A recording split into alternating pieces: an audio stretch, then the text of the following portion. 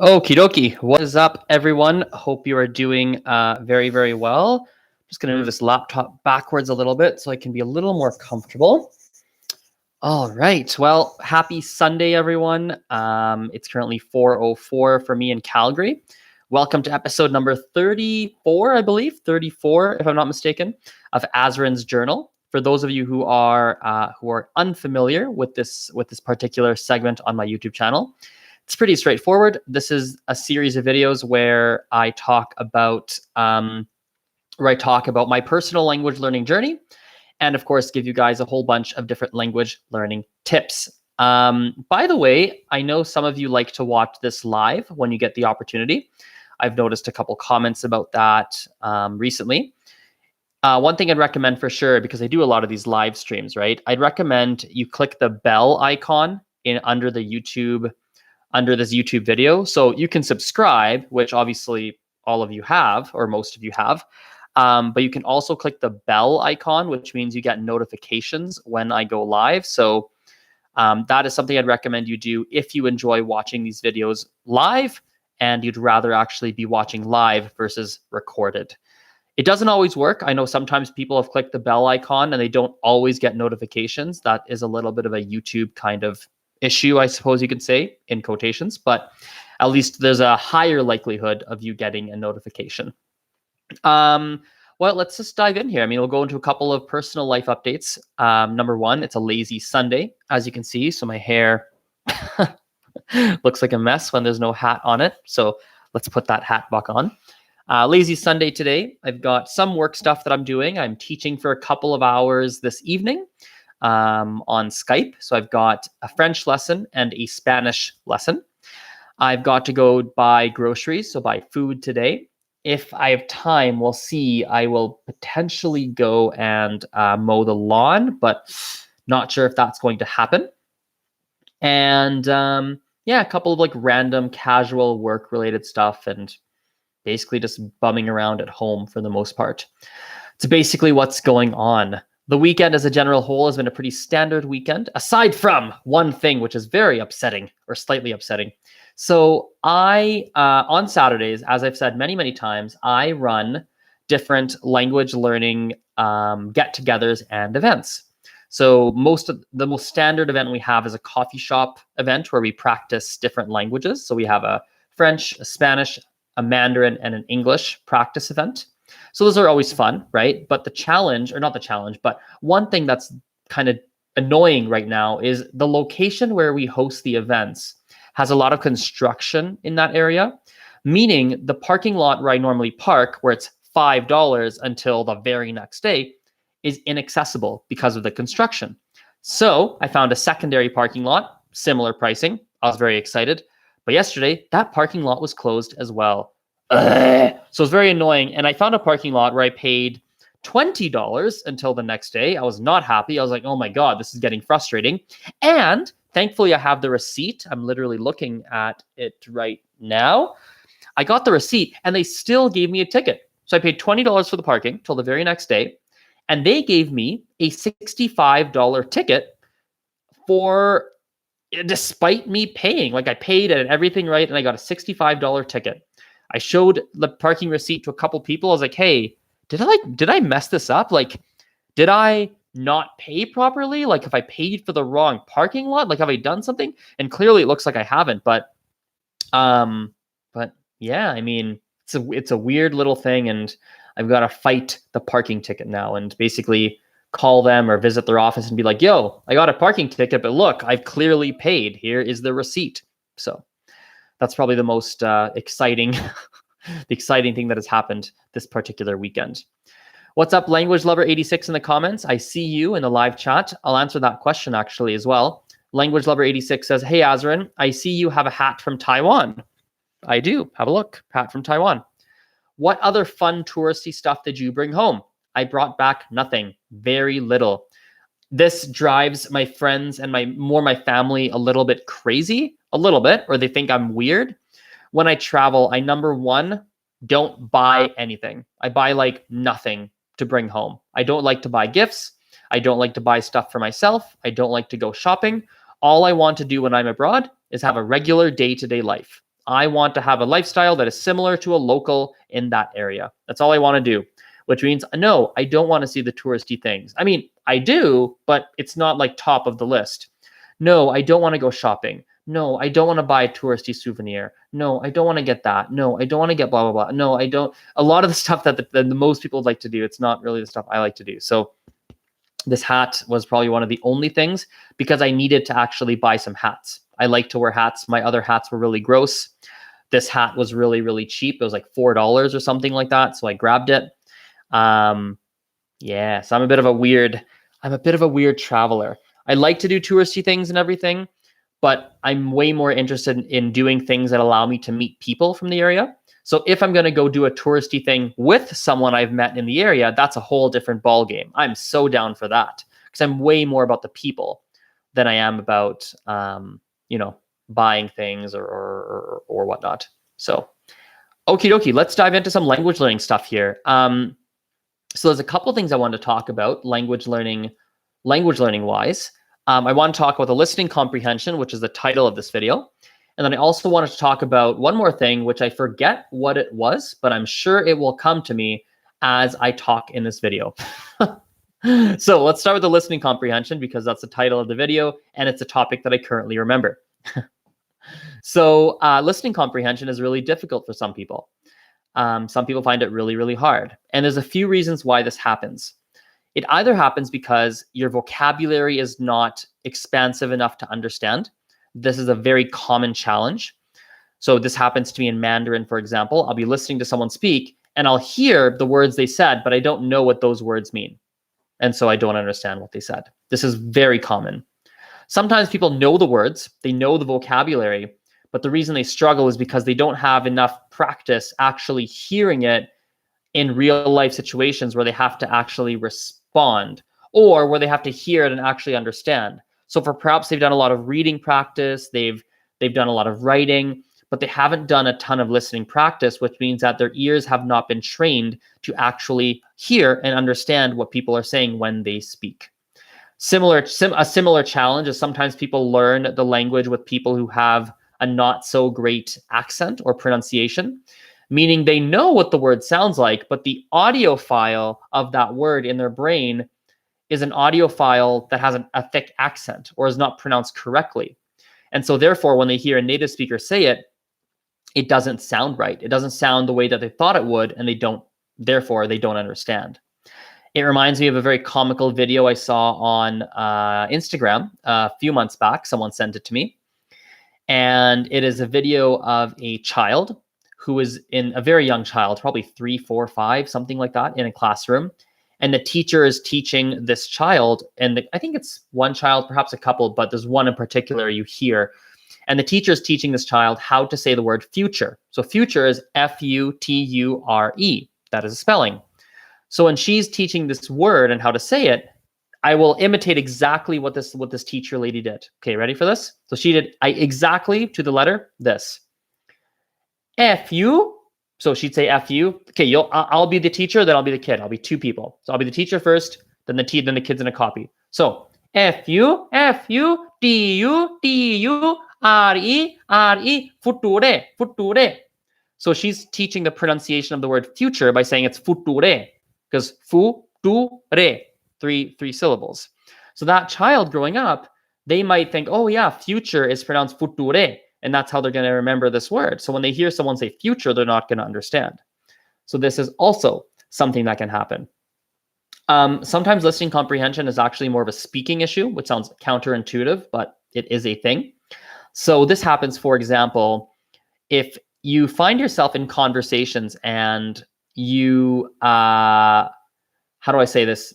Sometimes people understand what someone said, but they have no knowledge on how to respond, or the response comes very slowly.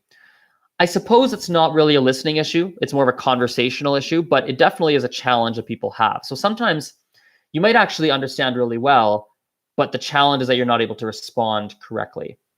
The last kind of listening comprehension challenge that can happen is in regards to grammar. There's often a grammatical gap. There's a grammar reason why you're not understanding. So a great example of this might be me listening to Portuguese or me listening to, Italian or something. I speak Spanish and French, which are Romance languages, meaning when I listen to Italian or to Portuguese, I understand certain portions of it, but I don't have enough grammatical knowledge to understand fully what's happening. So I might hear a word like, I can't even say one because I don't speak Portuguese, but I might hear a word that sounds similar to Spanish, and that's going to give me enough context of what they're talking about, some context, but I'm not going to know, are they talking about the past, the present, or the future? I'm not going to know, are they talking about like who they're talking about? I'm just going to know they use that word. I kind of know what that word means, but beyond that, I don't know, which is just not enough information to fully follow that conversation. So sometimes it's a grammatical gap that people have. A grammatical gap. So I still don't remember what the other language learning topic I wanted to cover was. So, I remember it. I just got it. I mentioned it in my podcast and I remembered it now. So this is a fun one. This is about singing, weirdly enough. Singing and backup singers. Okay, so let's roll with this. Let's talk about a concert. Many people have been to concerts. When you're at a concert or you're watching a live performance of someone singing, there's a lot of stuff going on. The primary thing you're actually there for is the person singing. If you're at a Beyonce concert or a whatever concert, Beyonce's dancing, she's singing, she's like, doing stuff with her body to get the crowd going, and you're there for Beyonce. Let's be real. That is why you are there. You are there for Mrs. Beyonce. Like, yeah, Beyonce, let's go. Okay. But what you don't know is that a lot of the emotions and a lot of the things that you're feeling and the enjoyment you're getting out of the experience is actually not coming from Beyonce. It came from the costume designers. It comes from the lighting. It comes from the audience itself, crying out and screaming and not screaming, cheering. That's the word. Cheering for Beyonce. It comes from the backup singers and maybe backup dancers. There's her makeup. There's a lot more that's going on aside from Beyonce that is adding to the experience, right? Now, if none of that was there, there's no lights, there's no anything, right? There's no lighting, there's no backup dancers. She's not wearing anything fancy. She's wearing like a hoodie and like baggy sweatpants, and she's out there performing. You're still going to like it because Beyonce is very talented and you still like Beyonce. And oh my God, you're still really excited. You're still going to enjoy it. But the experience will not be the same as if you had all the other elements such as lighting and backup dancers and backup singers and this, that, the other thing. Now, why the heck are we talking about this? Well, I think language learning has a very similar phenomena. By the way, how do you pronounce that word? Is it phenomena, phenomenon, phenomena? I always kind of blur it because I never know how to pronounce it. Anyway, so this is something for language learning. There's a very similar phenomena that happens, a very similar thing that happens. I think that it's a very good idea to have a primary strategy that you're using, a primary strategy that is working really well for you, that is effective, that is efficient, that you like, that you're learning with, that makes you excited, you like using it, blah, blah, blah, blah, blah. You should have like a pillar. You should have some steak on your plate, a main course. But I think having some other background strategies can really add to the experience. The same way that having background dancers and a costume designer for Beyonce and everything, that goes a long way and it adds to the experience. I think very similar for language learning. So listening to music is a really good background strategy. Or perhaps you are taking a class, but you take some private tutoring on the side. Or perhaps you go on some trip for 2 weeks on vacation to a country that speaks that language for like an extra little salt on top, if that makes sense, an extra little something. I think having some background strategies is a very good idea as well. So that's something I wanted to talk about in this video. The last couple of things on this video, they're more on the personal side, but I want to talk about them anyway. This is my journal after all, clearly, Azren's journal as we call this. So I'm going to open my phone here. So I want to talk about LinkedIn for half a second. So everyone knows what LinkedIn is, like the job platform and everything. I don't know if you guys know, LinkedIn nowadays is actually a lot of content, and it's actually more of like a Facebook platform. So I've been using it a lot more for content as well, to share very different types of things I don't share on my Instagram and Facebook and YouTube. Like I'm going to open it right now to give you some concept of it. It's really different. And I want to talk about some of the concepts I've been talking about because they're really important parts of my life. And I think people can learn from them. I think people can learn from them. I think there's insights there. I just enjoy sharing them. And I want to just put some things out there. So I'll read a couple of these to you. So today, for example, I posted the following. This is 40 minutes ago. So I like trying a lot of new things in my small business. Like a significant percentage of what I try doesn't work out, but I feel that at least I learn from it. I find I'm not great at predicting outcomes beforehand. So testing out a bunch of different things is an efficient way for me to find out what works and what doesn't. Starting something new also brings me a level of excitement. Because of this, mixing what I know will work with new strategies is really fun for me. I think it's cool that working for myself offers me the flexibility to try new things. I think the biggest key for me is to keep my personal expenses low so that I'm not stressing out financially over something not working or feeling stressed out because I need to earn an incredibly high amount of money per month. So something I shared today. I'll share another very quick one here. Let me just go down to my posts. So here's an interesting one. This applies to me in my work, but I think a lot of people can probably relate to this. So I'll actually paraphrase a little bit. Yeah, here we go. So I've worked for myself or in managerial roles since 2011.